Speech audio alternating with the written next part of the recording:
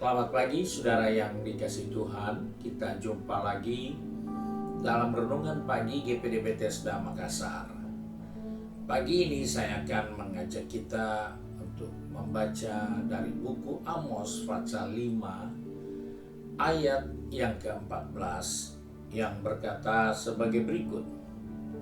Carilah yang baik dan jangan yang jahat, supaya kamu hidup. Maka Tuhan Allah semesta alam akan menyertai kamu seperti yang kamu katakan.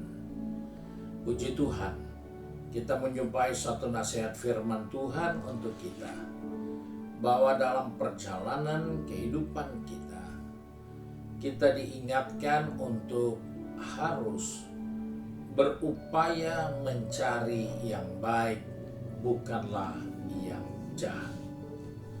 Nabi Amos berbicara kepada bangsanya karena pada waktu itu bangsa Israel hidup dalam kemakmuran materi. Dan dalam keadaan kemakmuran seperti itu, muncullah ketidakadilan dan kemunafikan. Hal ini yang berbahaya jika terjadi atas kehidupan kekristenan, di mana kita menikmati banyak berkat dan kita hidup di dalam kemakmuran. Kecenderungan ketidakadilan dan kemunafikan itu sangat dekat. Kalau kita melihat perjalanan dari seorang raja yang terkenal, dia memulai sesuatu dengan baik, dia memohon hikmat, tetapi menjelang ajal hidupnya, hikmatnya tidak ada lagi. Karena dia tidak mengejar yang baik dan bukan yang jahat. Alkitab mencatat, hatinya dicenderungkan untuk menyembah berhala oleh istri-istrinya. Secara manusia, dia bisa kawin dengan siapa saja untuk memperbaiki taraf hidup istrinya, orang tua dari istrinya, suku bangsa yang diambil jadi istrinya, untuk menjaga supaya mereka aman. Maka dia kawinilah anak perempuan itu, supaya mereka bisa juga menikmati kebahagiaan yang dirasakan oleh Salomo. Apakah itu kebaikan? Ternyata bukan. Menurut pandangannya itu baik menolong orang dengan cara seperti itu. Tapi akhirnya dialah yang dicondongkan hatinya untuk menjadi jahat. Dia melupakan Tuhan dan menjadi penyembah berhala. Kebaikan yang terkamuflase. Hal ini berbahaya jika ini terjadi atas kehidupan kita. Karena kebaikan di sini adalah kita hidup menurut standar kebaikan Tuhan, bukan dunia. Ada banyak orang melihat kebaikan, tetapi itu sebenarnya bukan kebaikan, tapi itu hawa nafsu. Ada banyak orang mau mengawini orang lain, mengawini janda yang susah, supaya kebaikan, padahal dia sedang mengumbar nafsunya, dan itu bukan kebaikan. Dan hal inilah yang kita harus tahu, bahwa kebaikan itu adalah kebaikan standar, bukan kebaikan di mata Tuhan yang sama dengan kebaikan manusia, bukan. Kebaikan ini adalah kebaikan yang lebih dari kebaikan manusia. Karena apa yang terjadi dalam bangsa Israel, mereka diserukan untuk mencari kebaikan. Karena mereka sudah hidup makmur, mereka sudah nyaman, mereka hidup dalam keadaan kelimpahan.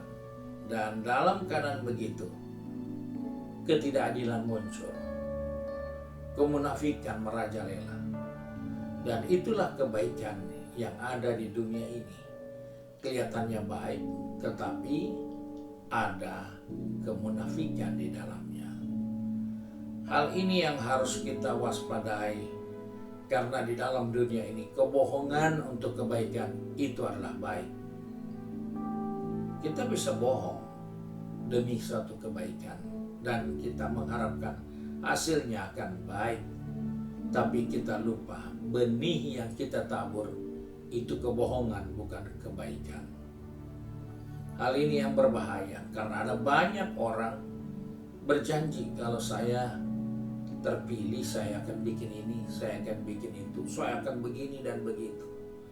Setelah dia jadi, dia berkata, oh tidak mudah itu lakukan, saya perlu banyak dukungan, saya perlu banyak kekuatan, padahal waktu dia janji awal, sepertinya dia sendiri yang akan putuskan. Itu rasanya kebaikan, tetapi itulah cara kemunafikan, yang secara kasat mata dia melakukan yang baik, dia melakukan yang benar, tetapi itu kemunafikan. Oleh sebab itu kita harus tahu bahwa kita harus hidup di dalam standar kebenaran. Carilah yang baik, bukan yang jahat. Efesus 2:10 katakan, kita ini ciptaan Allah, diciptakan lagi di dalam Kristus. Ciptaan Allah itu banyak. Langit dan bumi diciptakan Allah. Tanaman, semua unggas, semua hewan itu ciptaan Allah. Tapi ciptaan di dalam Kristus itu sesuatu yang lebih dari ciptaan yang awal diciptakan oleh Allah. Karena kenapa kita harus diciptakan lagi di dalam Kristus? Karena Tuhan punya rencana atas kitalah dipercayakan perbuatan-perbuatan baik. Jadi bukan orang yang menyadari bahwa dia ciptaan Tuhan semata, dia berbuat baik, oh sudah aman karena dia mengerti bahwa dia manusia harus berbuat baik sesama manusia. Tetapi kita yang diciptakan Allah namun juga di-upgrade, ditingkatkan sebagai ciptaan di dalam Kristus, perbuatan baik itu sudah jadi gaya hidup kita, habitat kita. Sebab itu Yesus sudah katakan, ampunilah musuhmu, berkatilah orang yang menganiaya kamu, kasihlah jubahmu kepada orang yang tidak punya baju dan minta baju. Kalau engkau ditampar yang kiri, kasih yang kanan. Itu adalah perbuatan bodoh menurut ukuran dunia. Tapi itulah kebaikan yang Tuhan ajar untuk kita, bahwa kita harus berbuat baik. Dan hal ini adalah prinsip yang diingatkan oleh Nabi Amos kepada bangsanya. Carilah yang baik, bukan yang jahat. Dalam hidup ini ada banyak yang kita kelihatan baik, tapi sebenarnya itu hanya kamuflasekan, karena di dalam kebaikan itu ternyata ada hal yang buruk, ada hal yang jahat. Kalau kita mau lihat secara kasat mata, ketika Yudas ketemu Yesus, dia punya penampilan berbeda.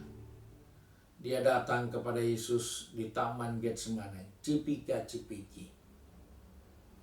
Itu kelihatannya baik.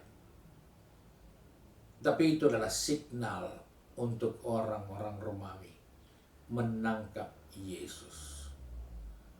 Secara kasat mata murid-murid melihat, oh lah Yudas ini tidak lupa Yesus. Dia sangat cinta Yesus. Dia peluk, dia cium. Sesudah itu Yesus ditangkap. Apakah itu kebaikan? Itu adalah kepalsuan. Itu adalah kemunafikan. Kebaikan yang dipakai untuk menutupi kemunafikan.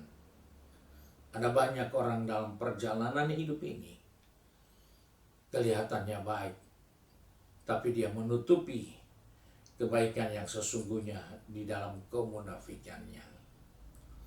Ini berbahaya untuk kita, Karena kita harus tahu kebaikan yang dikatakan sebagai standar dalam firman Allah dalam Efesus 2:10 itu adalah habitat, itu adalah gaya hidup kita. Itu bukan pilihan mau atau tidak, tapi itu harus menjadi gaya hidup kita. Karena pekerjaan baik itu sudah disiapkan Allah sebelumnya. Sebelum kita ada, pekerjaan sudah ada. Sebelum langit dan bumi diciptakan, pekerjaan itu sudah ada.